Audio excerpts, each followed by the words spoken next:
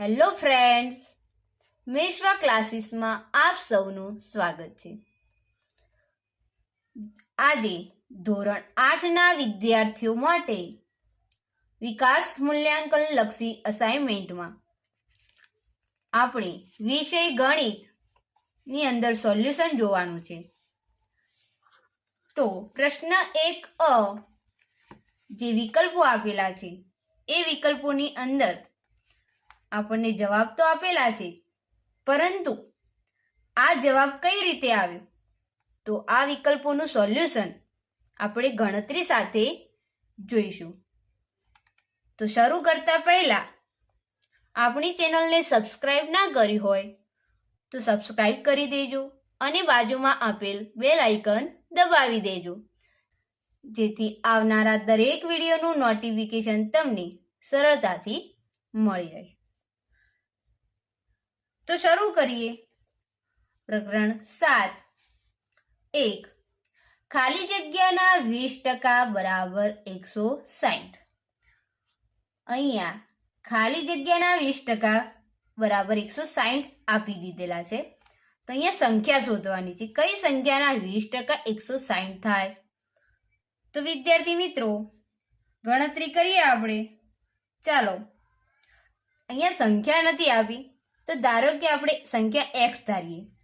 તો અહીંયા લખીએ x ના 20% બરાબર 160.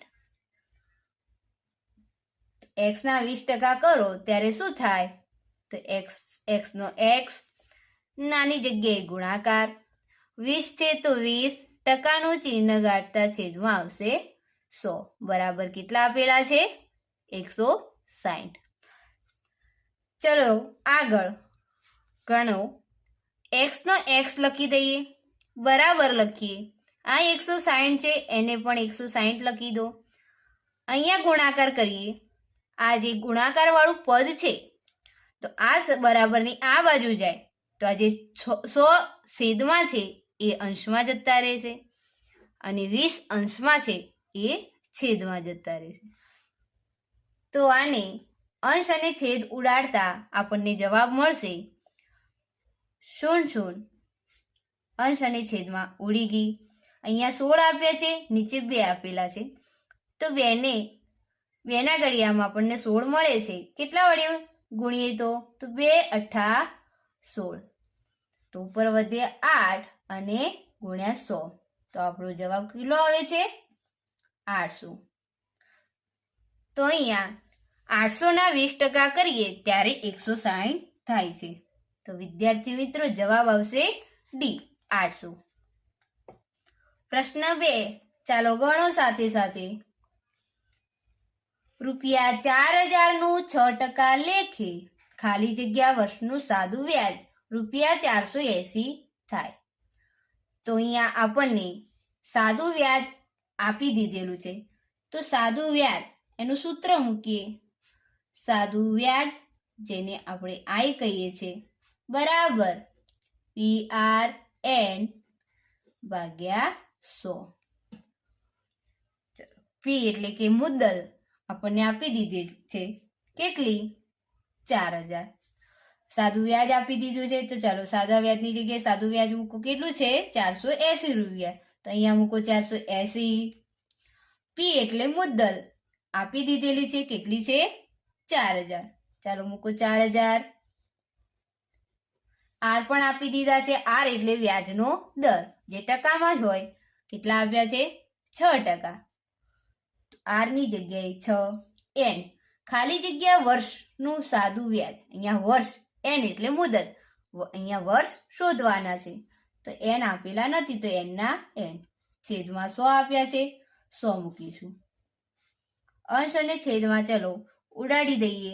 સમાન અંકો 0 ઉડી, બીજી 0 ઉડી ગઈ. બરોબર. તો આપણને અહીંયા વધ્યા કેટલા? અહીંયા 480 છે. બરાબરની આ સાઈડ જે 40 ગુણ્યા 6 છે, આ બાજુ બરાબરની આ બાજુ આવશે, જે 480 ના છેદમાં જશે, અને આ બાજુ વધ્યા n. અંશ અને છેદમાં સમાન અંક ઉડાડી દઈએ. ઉડી ગયા.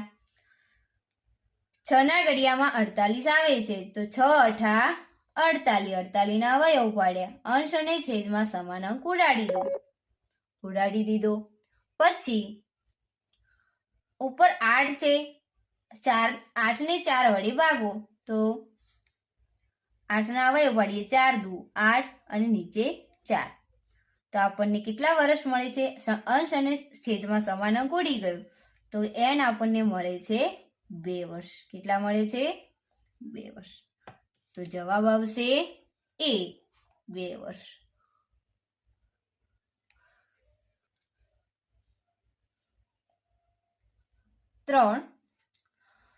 ₹5000 ના ડ્રેસ પર ₹600 વળતર મળે છે તો આ ડ્રેસ પર ખાલી જગ્યા ટકા વળતર મળ્યું કહેવાય. તો અહીંયા શોધીએ, આપણે વળતર શોધવાનું છે પણ ટકામાં. તો લખીએ કે 5000 ના 100%, તો 600 રૂપિયાના કેટલા, એ રીતે પણ ગણી શકાય છે. તો લખીએ 5000 રૂપિયાના બરાબર 100%, તો 600 રૂપિયા બરાબર કેટલા? તો 600 ના અહીંયા 600 લખીએ, આ જે 100 છે 600 ના ગુણાકારમાં જશે અને છેદમાં 5000. ચલો અંશ અને છેદમાં શૂન ઉડાડી દઈએ, બીજી જઈ ના ત્રીજી શૂન પણ ઉડી ગઈ. હવે 60 ને 5 વડે ભાગો તો 60 ને 5 વડે ભાગીએ ત્યારે કેટલા આવે છે? 12. તો આપણો જવાબ મળે છે 12%. તો પ્રશ્ન 3 ની અંદર જવાબ આવશે ડી, 12%. 4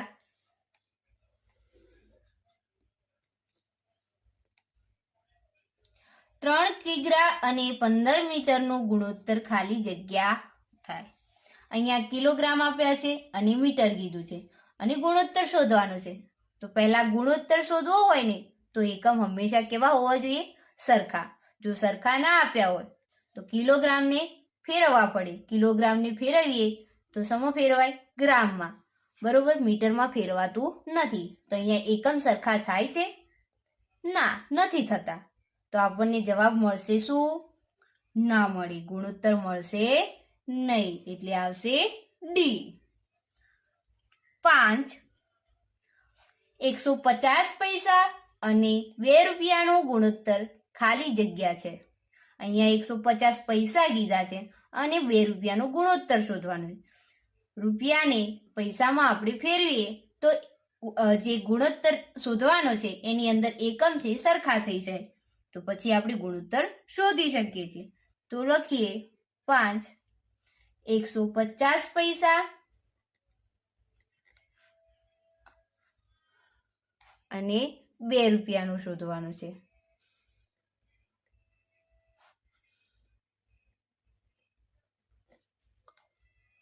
તો ચાલો ગુણોત્તર શોધીએ. એના પહેલા અહીંયા પૈસા તો છે, આ 2 રૂપિયા છે એને પૈસામાં ફેરવો. તો 150 પૈસા છેદમાં 1 રૂપિયો બરાબર કેટલા થાય? 100 પૈસા. તો 2 રૂપિયો બરાબર 200 પૈસા.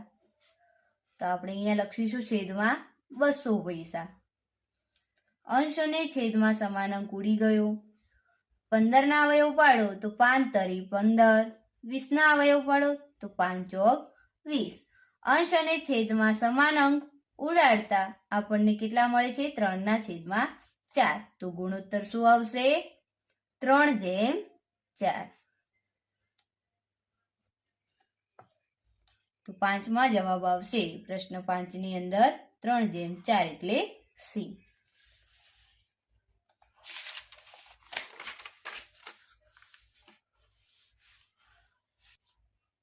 પ્રશ્ન 6 600 ના 15% ખાલી જગ્યા થાય. અહીંયા સંખ્યા આપી દીધી છે પણ 600 ના 15% કરવાના છે. તો કેટલા થાય? તો ગણતરી કરો. 600 ના 15%. તો 600 ના 600 નાની જગ્યાએ ગુણાકાર, 15 ના 15 નું ચિહ્ન ગાળતા 15 ના છેદમાં કેટલા જશે? 100. અહીંયા ટકા શોધવાના છે માટે 100. અંશ અને છેદમાં સમાન અંક એટલે કે 0 ઉડાડી દો. એક શૂન્ય ગઈ, બીજી શૂન્ય ગઈ. તો અહીંયા ઉપર વધ્યા 6 ગુણ્યા 15. તો 15 ને 6 વડે ગુણો તો જવાબ કેટલો આવશે? 15 છંગ 90.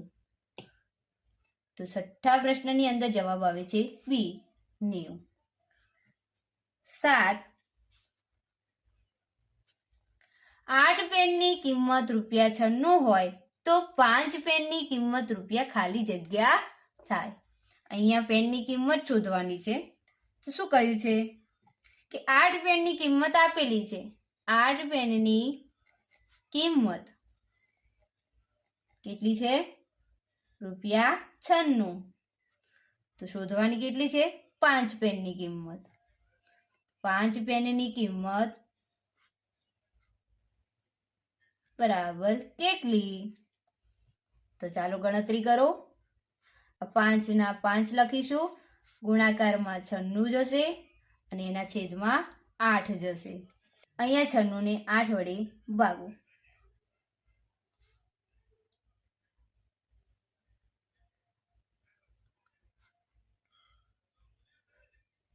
96 ના અવયવ પડશે 12 × 96, છેદમાં આવશે 8.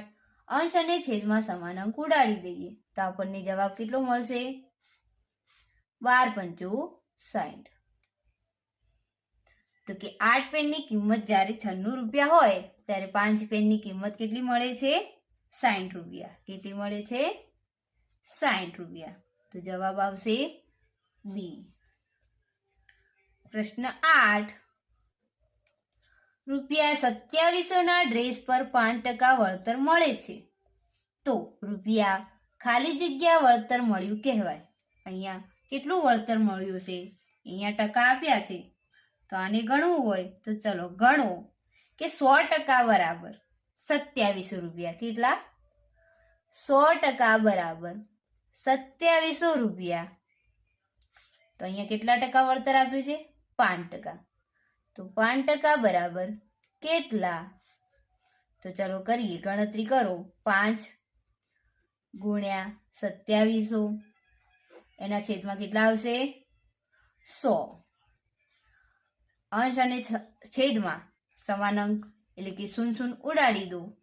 એક શૂન્ય ગઈ, બીજી શૂન્ય ગઈ. 27 ગુણ્યા 5 કરું તો કેટલો મળશે આપણને? 135 રૂપિયા. 5% વળતર મળે છે તો એ વળતર કેટલા રૂપિયા હશે? 135 રૂપિયા. તો જવાબ આવશે બી. તો વિદ્યાર્થી મિત્રો, અહીંયા આપણે પ્રકરણ 7નું જે વિકલ્પો હતા એ વિકલ્પોનું ગણતરી સાથે સોલ્યુશન જોયું. તો હવે મળીશું આપણે નેક્સ્ટ વિડીયોમાં.